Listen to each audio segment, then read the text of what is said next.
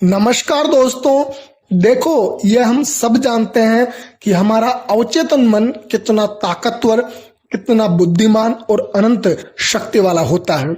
अब हम इससे अपनी इच्छाओं की पूर्ति कैसे करवा सकते हैं, क्या करना है, अवचेतन मन को क्या कहना है और कैसे कहना है, जिससे कि अवचेतन मन हमारी इच्छाओं को, हमारे गोल्स को, हमारे अच्छे स्वास्थ्य को प्राप्त करने में हमारी मदद करे। छोटा सा वीडियो है, ध्यान से सुनना और समझने की कोशिश करना। देखो, इसमें कोई शक नहीं है कि अवचेतन मस्तिष्क हमारा सब तरह से बुद्धिमान है, हमारे सभी प्रश्नों का उत्तर जानता है। बस ये हमारे साथ बहस अथवा पलटकर जवाब नहीं देता। ये नहीं कहता कि आप मुझे इस चीज से प्रभावित करें।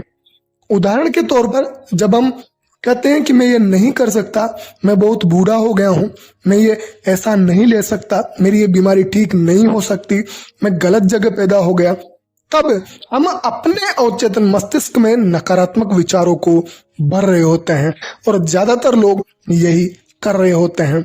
इसी कारण वह अपने अवचेतन मस्तिष्क की शक्ति का फायदा उठाकर अपने जीवन को शानदार नहीं बना पाते हैं, क्योंकि इस तरह से नकारात्मक विचार हम अपने मस्तिष्क को देकर अपनी भलाई को रोक रहे हैं, अपने जीवन में कमी और सीमित हताशा ला रहे हैं।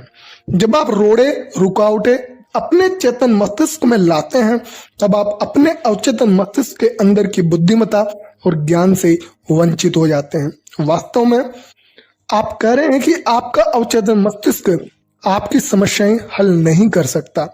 इससे मानसिक और भावनात्मक जमाव होगा, जिसके फलस्वरूप बीमारी और नशों में विकार की प्रवृत्ति होगी।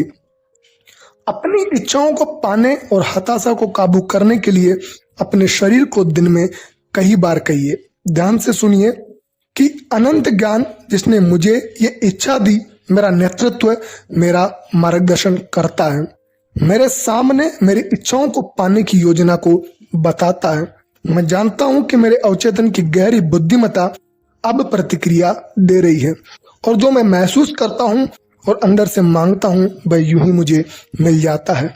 यहाँ संतुलन, साम्यावस्था और संभाव की बात है।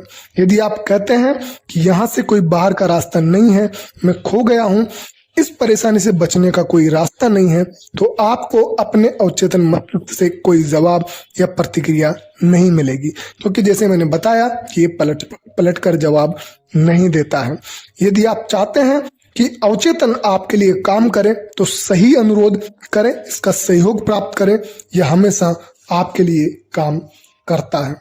इस क्षण हमारे हृदय की धड़कन को नियंत्रित कर रहा है, साथ ही हमारी सांसों को भी। यह हमारी उंगली के घाव को भरता है। इसकी प्रवृत्ति जीवन को आगे बढ़ाने में है, सफल बनाने में है, स्वस्थ बनाने में है। यह हमेशा हमारा ध्यान रखता है, तो हमारा भी फर्ज बनता है कि हम अवचेतन मस्तिष्क की शक्ति को जाने, पहचाने और इसका उपयोग करके जीवन को शानदार बनाएं। हमारे अवचेतन मस्तिष्क हमारी सोच, हमारी कल्पना शक्ति को पूरी तरह स्वीकार करता है।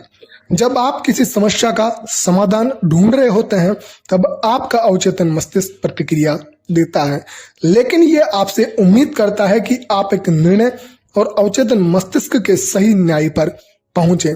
आपको यह स्वीकार करना होगा कि जवाब आपके अवचेतन मस्तिष्क में है।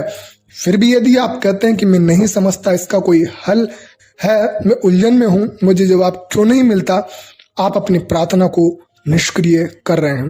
अपने मस्तिष्क के पहिए को स्थिर करें, निश्चिंत हो, इस दृढ़ता से आगे बढ़ने दें कि मेरा अवचेतन जवाब जानता है और जवाब दे रहा है।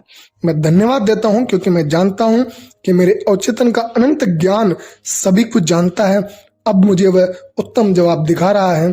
मेरा दृढ़ विश्वास मेरे अवचेतन की महिमा और महानता को आजाद कर रहा है।